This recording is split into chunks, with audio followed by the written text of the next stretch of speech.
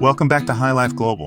In this video, we're going to take a deeper dive into the effects of different cannabis consumption methods. As mentioned earlier, cannabis contains various compounds that can have different effects on the body depending on how they are consumed. The most well-known and studied cannabinoids in cannabis are the C and CB, but there are over 100 other cannabinoids that have different effects on the body. When cannabis is smoked, the cannabinoids and other compounds are heated and inhaled into the lungs. This allows for rapid absorption of C into the bloodstream through the lungs, which then reaches the brain and produces psychoactive effect. However, smoking can be harsh on the lungs and can cause respiratory problems over time.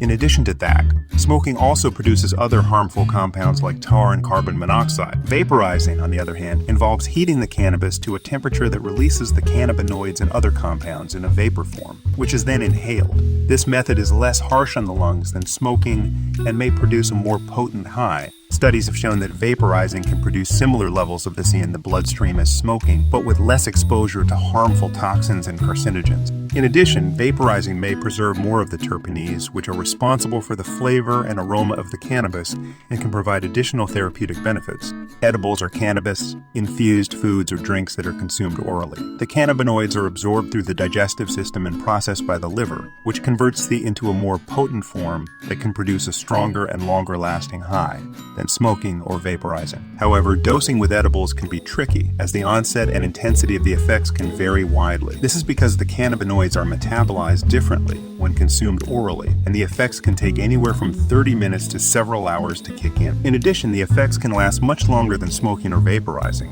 sometimes up to 8 hours or more.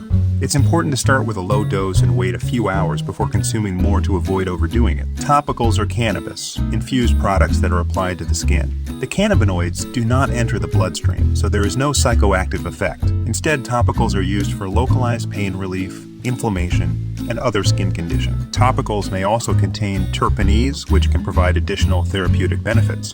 They come in a variety of forms, including lotions, balms, and patches. Another method for consuming cannabis is sublingual, which involves placing a cannabis tincture or oil under the tongue for rapid absorption into the bloodstream. This method bypasses the digestive system and avoids the liver conversion effects, resulting in a faster onset of effects than edibles. Sublingual consumption can be a more precise way of dosing, but it can be difficult to determine the exact amount of the I and the exact amount of the C in each drop or spray. In addition to the method of consumption, the effects of cannabis can vary depending on the strain and its cannabinoid and terpenoid and terpene profile.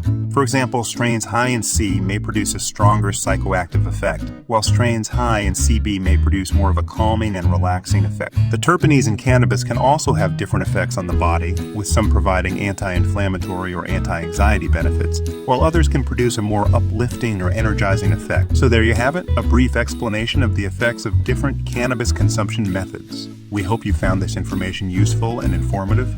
Thanks for watching High Life Global.